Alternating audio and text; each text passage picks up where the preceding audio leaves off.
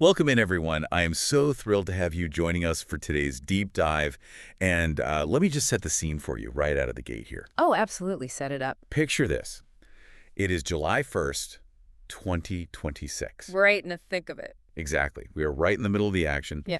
And on one side of the pitch, you have this South American footballing giant with 3 World Cup titles to their name. I'm heavyweights, yeah. Right, a squad whose iconic blue and white stripes are instantly recognizable in literally every corner of the planet. And then on the other side, you have an island nation off the western coast of Africa, an island with a population of just over, like, 500,000 people.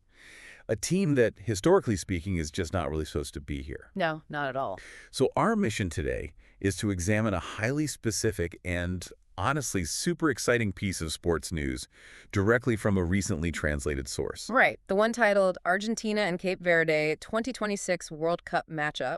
Yes, exactly. And the core revelation here, the big news we need to share with you, is that it is officially confirmed. Argentina is set to face Cape Verde. It's just wild to even hear it said out loud. It really is. It's this stark David versus Goliath reality of tournament football that we're dealing with today. And crucially, the source material confirms exactly where this collision was taking place because this is not a friendly. Right. This is not some group stage qualifier where the stakes are low. They are meeting in the round of 32. The knockout stage. Exactly. That is a definitive reality we are breaking down today. Okay, let's unpack this because we need to be real for a second and look at what we're actually working with. Sure. We are looking at a single, isolated sentence translated from a newswire. I mean, it is a completely bare-bones schedule update. It really is just a fragment of text, yeah. It's just one brief sentence. Yeah. But it acts almost like this sudden thunderclap, one sentence that completely sets the trajectory for both teams. Oh, for sure. But I want to push back on this a bit, just to play devil's advocate. Why is it that a single sentence about a matchup can instantly generate so much anticipation for you, the listener, without needing any extra commentary? Well, because usually, right, a sports audience demands, like, deep dive statistics, historical head-to-head records, and hours of tactical predictions. Why does this one sentence matter so much? What am I missing here? you're missing the structural gravity of how this information is moving Right. and what that movement actually implies on a global scale. Okay, tell me more about that. What's fascinating here is that to understand the weight of this, we really have to look at the origin of the source text. The original document confirming this matchup was actually written and published in Bengali. Wait, really? Bengali? Yeah, exactly. It was published in Bengali, and then it was translated for us to analyze. So wait, let me get this straight. We have a South American powerhouse playing a West African island nation, and the confirmation of this match is being pushed through newswires in South Asia. Precisely. And that geographical triangle tells you literally everything you need to know about why this single sentence carries so much weight. It's the global reach? It is. The 2026 FIFA World Cup is not just a localized sporting event. It functions as this synchronized global language. Wow, yeah. Think about it. When a sports fan in Dhaka receives a real-time update in Bengali about Argentina and Cape Verde matching up, it demonstrates the sheer scale of the tournament's infrastructure. So the anticipation isn't just about the two teams themselves. It's about the fact that the entire planet's attention span is just suddenly locked onto this one specific patch of grass. That is the core of it, yes. I mean, we live in an era of absolute information overload, right? Oh, completely. We are constantly bombarded with commentary and analysis, but the World Cup has this really unique power to strip all that away. The global broadcasting infrastructure is so massive, and the cultural understanding of the tournament is so deeply embedded that you just do not need a 10-page essay to feel the stakes. Right, the listener's brain automatically fills in all that context. Exactly. When you hear Argentina versus Cape Verde, you inherently understand the magnitude of the mismatch, the history of the tournament, and the global stakes, all without needing some pundit to spell it out for you. It is the ultimate form of shorthand. The infrastructure basically does all the heavy lifting for the narrative. It really does. But, I want to push back on the actual matchup itself for a second. Okay, let's hear it. Because it is so easy to romanticize the whole David versus Goliath narrative. Yeah. We love an underdog story. But at this elite level of international football, how does a mismatch like this actually happen? It's a fair question. Right, because we are talking about the round of 32.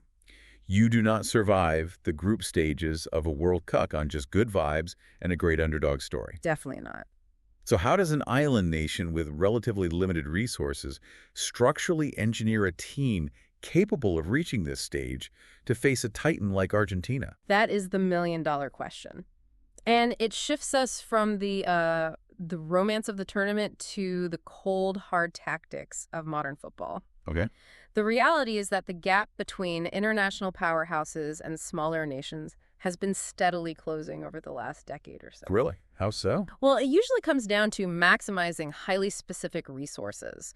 For smaller nations, that often means heavily leveraging diaspora networks. Oh, I see. You mean like scouting players of Cape Verdean descent who are born or raised elsewhere? Exactly. You identify players with heritage ties who are coming up through top-tier European club academies. So they're getting that elite training. Right. These players are receiving world-class tactical and technical education from the time they are like 7 years old in places like Portugal or France. Wow. When they eventually declare for their national team, they bring that elite European tactical discipline and they merge it with their national identity. That makes a lot of sense. So when Cape Verde steps onto the pitch against Argentina, they aren't just bringing raw enthusiasm or hoping to get lucky.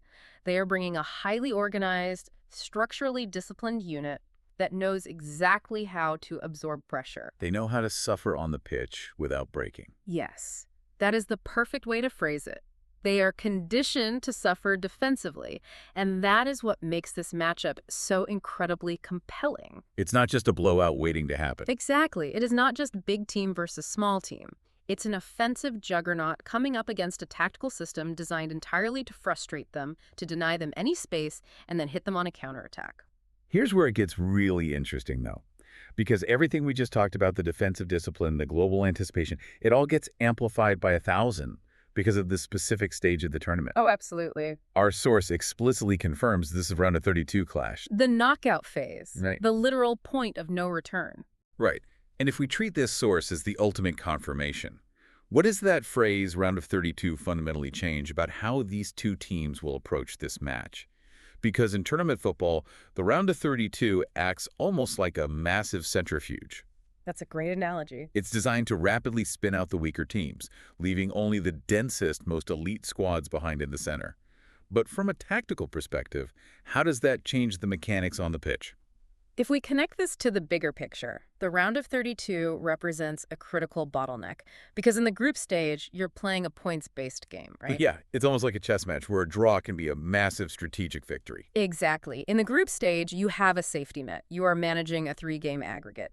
Point conservation is a completely valid and honestly often necessary tactic. Right. If you are a smaller team playing a giant in the group stage, you can just park the bus. You can put 10 men behind the ball in a low defensive block, refuse to engage, and play entirely for a 0-0 draw just to secure one vital point. Because goal difference matters so much there. Exactly. Goal difference matters. So even if you lose 1-0, you might still advance if the math in another match goes your way. But the round of 32 completely incinerates that math. It does. It absolutely destroys it. The math is replaced by a harsh binary system, win or go home. And that fundamental shift alters everything about the concept of game states. Okay, unpack game states for me in the context of this specific matchup. Like, how does the lack of a point system change what Argentina and Cape Verde are actually doing with the ball? Well, a game state basically refers to how teams adjust their tactics based on the current scoreline and the time remaining. Okay. In a knockout match, if Cape Verde goes down by a single goal in the first half, their entire paradigm has to shift. Because they can't just accept a close loss anymore. Exactly. In a group stage, they might accept a 1-0 loss to protect their goal difference. But in the round of 32, a 1-0 loss means they are literally on a flight home tomorrow. So they are forced to open up. They have absolutely no choice. They have to abandon that disciplined, low defensive block we talked about earlier. They had to commit bodies forward, push their defensive line higher up the pitch, and actively chase an equalizer. And doing that against Argentina is essentially walking into a trap, isn't it? It is the exact scenario Argentina's attackers dream of. Right. The moment Cape Verde opens up to chase the game, they leave vast amounts of empty space behind their defense. Elite playmakers thrive in that transitional space. So the round of 32 forces the underdog to take existential risks that they would just never take in a group stage environment. I hear that, and it makes total sense tactically. But let me challenge the centrifuge idea a bit further. Go for it. You're framing the knockout stage as this ultimate test that always favors the elite team, because it forces the underdog to take risks. But doesn't knockout football sometimes reward the lucky rather than the elite? Ah, okay, I see where you're going. I mean, we have seen it happen so many times. One bad referee decision, one weird deflection off a goalpost, or a game going to a penalty shootout, and suddenly the giant is out. Doesn't the sudden death nature of the round of 32 actually give Cape Verde a sort of chaotic advantage? That is a brilliant counterpoint, and honestly, it strikes at the very heart of the psychological warfare of the World Cup.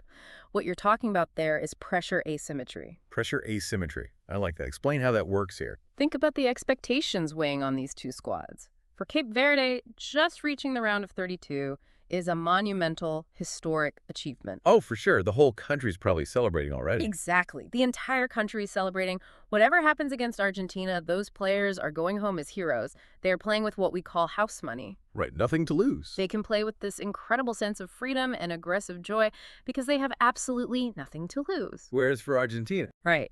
For Argentina, the round of 32 is barely even the beginning. Anything less than the tournament final is basically considered a national tragedy. The psychological burden of being the heavy favorite in a single elimination game is just suffocating. so how does that actually play out tactically as the clock ticks down, like on the field? It physically manifests as tension. If we get to, say, the 70th minute of this match and the score is still 0-0, the game state changes dramatically. The pressure just mounts. Cape Verde's confidence will surge. They will start actually believing the miracle is possible. And meanwhile, the anxiety in the Argentine camp will become palpable. You can almost see it happening. You really can. Yeah. The players will start second-guessing their passes. They might rush their shots. The longer the underdog holds on and maintains that 0-0 deadlock, the heavier Goliath legs become. That is such a fascinating dynamic. It completely flips the narrative we were just talking about. The tactical superiority of Argentina could actually be totally neutralized by the sheer psychological weight of the round of 32. Exactly. And that is why the lack of a safety net is so terrifying for the favorite. Right. In a league format, superior talent always wins out over a 38-game season. The variance evens out. But in a 90-minute knockout match on July 1st, 2026, variance is king. Anything can happen. A single mistake, a single slip on the grass, a single moment of brilliance from a Cape Verdean striker, and the three-time champions are eliminated. The round of 32 condenses all the chaos of football into this single pressure cooker. It is absolute sporting jeopardy. And, what makes this so captivating is that millions of people translating this news into dozens of languages are all anticipating that exact jeopardy. Yeah. The fact that our source text confirms this matchup means that the theoretical phase of the tournament is completely dead. We are no longer debating who might play who. The bracket is locked. The fixed points on the mat have been established. Right, and those fixed points create this massive ripple effect. If you are, say, a fan of the team waiting to play the winner of this match in the round of 16, your entire perspective on the tournament just shifted. Oh, absolutely. You are now analyzing every single minute of this Argentina-Cape Verde clash. You're looking for injuries, yellow card accumulations, tactical weaknesses. The certainty of this one match reorganizes the entire global conversation.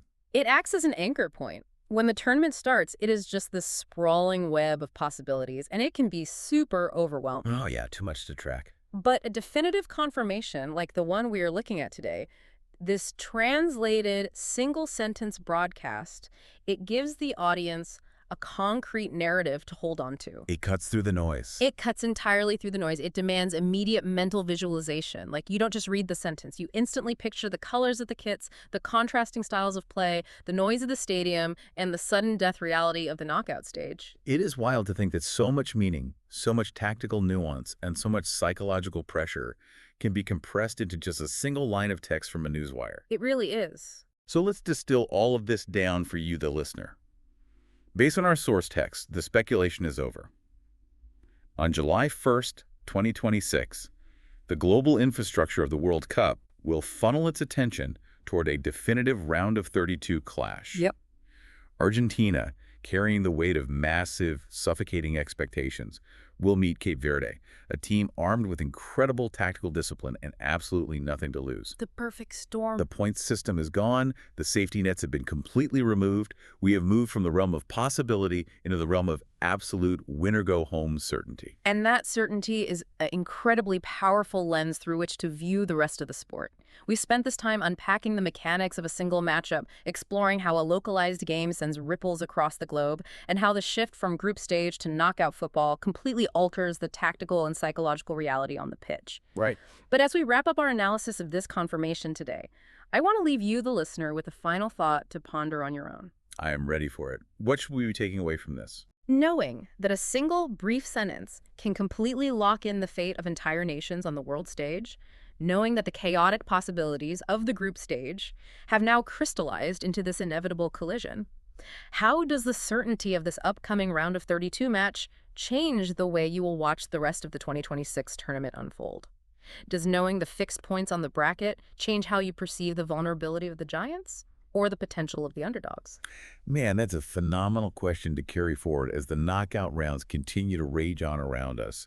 It really forces you to look at the bracket not just as a schedule, but as a roadmap of inevitable stress tests. Exactly. Well, thank you for joining us on this incredibly focused deep dive today. We hope this session has served as a powerful reminder that sometimes you just do not need an avalanche of commentary to understand the stakes. Sometimes the shortest, starkest sources carry the absolute most profound weight. Until next time, enjoy the matches.